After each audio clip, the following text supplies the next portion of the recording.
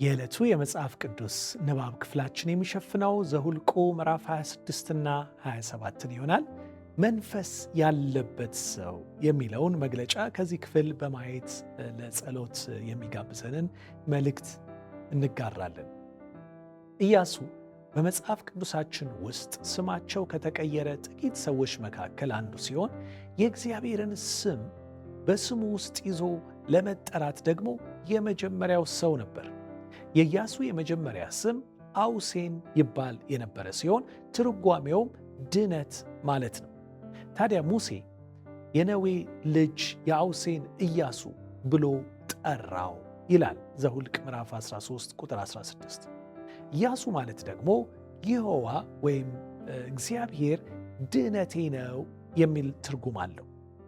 ከስሙ ስንወጣ ወይም በዛው ስም ላይ ስንመለከት ኢያሱ የሚለው ስም ኢየሱስ ከሚለው ጋር በዕብራይስጡም ሆነ በግሪኩ አንድ አይነት እንደሆነም ደግሞ እናስተውላለን እና ኢያሱና ኢየሱስ ስመ ሞክሼ መሆናቸውን እዚሁ ላይ ልብ እንላለን። ኢያሱ ከሙሴ ጋር በመሆን እግዚአብሔር በሕይወቱ ላዘጋጀለት ትልቅ ኃላፊነት እየተዘጋጀ ቆይቷል። ለዝግጅቱ ከረዱት ልምምዶች ውስጥ የሚከተሉትን ጥቂት መጥቀስ እንችላለን። አንደኛ፣ በግብፅ የባርነት ቤት ቆይታው ኢያሱ ከስቃይ ትልቅ ትምህርት እንዳገኘ እንመለከታለን። በመከራ ውስጥ በመቆየትና ከዚያም እግዚአብሔር በጸናች ክንድና በበረታች እጅ ሕዝቡን ነፃ ሲያወጣ በመመልከቱ ኢያሱ ለሚሸከመው ኃላፊነት እንደሰለጠነ ጥርጥር የለውም። ሁለተኛ፣ ከአማሌቅ ጋር በተደረገው ውጊያ የጦር መሪ ለመሆን ተመርጦ እንደነበር ዘጸአት ምዕራፍ 17 ከ8-16 እናነባለን። ኢያሱ ወደ ከነዓን ምድር ከመግባታቸው በፊት የተሳተፈበት ብቸኛው የጦር ሜዳና ደግሞም የመጀመሪያው ተሞክሮ ነበረ። ከዚህም ልምምዱ ኢያሱ እውነተኛው የድል ምስጢር ያለው በፍልሚያው ሜዳ ላይ ሳይሆን ወደ እግዚአብሔር በመቅረብ እንደሆነ ተረዳ። ምክንያቱም ሙሴ እጁን ከፍ ባረገበት ጊዜ በተራራ ላይ ሆኖ እርሱ በታች ድልን ያገኝ ነበርና። ሌላው ሙሴ ለሁለተኛ ጊዜ 10ቱን ቃላት ለመቀበል ወደ ሲና በወጣበት ጊዜ ኢያሱ ደግሞ ወደ ተራራው እጅግ ተጠግቶ እንደነበር ዘጸአት 24:13 ላይ እናነባለን። ኢያሱ በጦር ሜዳው ላይ ብቻ ሳይሆን እንደ ሙሴ እስከ ተራራው ጫፍ መውጣት ባይፈቀድለትም መቅረብ የሚችለውን ድረስ ሁሉ መቅረብ ችሎ ነበር። ከዚህ ልምምዱም የተሳካለት መሪና አገልጋይ ለመሆን ወደፊት እግዚአብሔር በሚገኝበት ውስጥ በዚያ መቅረብ እንዳለበት ተማረ። ሙሴ ኢያሱን ወደ ተራራው ይዞ የወጣበት ትዕይንት ጌታችን ኢየሱስ ጴጥሮስን፣ ያዕቆብን፣ ዮሐንስን ወደ እርሱ ያቀርብ የነበረበትን አካሄድ ያስታውሰናል። ያ ብቻ አይደለም፣ ኢያሱ ከመገናኛው ድንኳን አይለይም ነበር ይለናል ዘጸአት 33 ቁጥር 11። ኢያሱ ከእግዚአብሔር ጋር የመገናኘትን አስፈላጊነት የተረዳ ደግሞም ሙሴ ከእግዚአብሔር ጋር ሲገናኝ ከማንም በላይ ተጠግቶ ያየ ብቻ ሳይሆን እርሱም ራሱ ከመገናኛው ድንኳን የማይለይ በእግዚአብሔር መገኘት ውስጥ መገኛውን ያደረገ ሰው ነበረ። ሌላው ደግሞ ኢያሱ ትሕትናን ከሙሴ መማር ነበረበት። ዘኍልቍ 11 ከ28-29 ሙሴ በምድረ በዳ ላይ ካሉ ሰዎች ሁሉ ትሑት ነበር ተብሎ የተነገረለት ሰው ነበርና።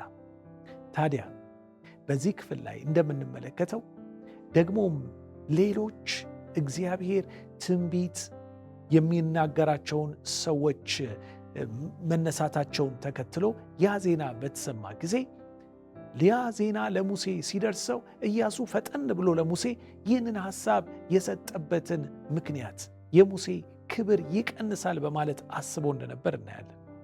ሙሴ ግን ለራሱ ክብር የሚቆረቆር ሳይሆን ለእግዚአብሔር መስጠትን የተማረ ሰው ነበረ። ይህ ደግሞ አንድ መንፈሳዊ መሪ የግድ ሊኖረው የሚገባ ባህሪ እንደሆነ እናያለን። ስለዚህ አልቀናም ወይም ደግሞ እነዛን ሰዎች አቁሟቸው አላለም። ኢያሱ በእነዚህና እነዚህን በመሳሰሉ ሌሎች የመሰልጠኛ ልምምዶች ካለፈ በኋላ እግዚአብሔር የእስራኤልን ሕዝብ ይመራ ዘንድ እርሱ ላዘጋጀላቸውም ደግሞ ድነት ያበቃቸው ዘንድ በሙሴ እግር እንዲተካ አደረገው።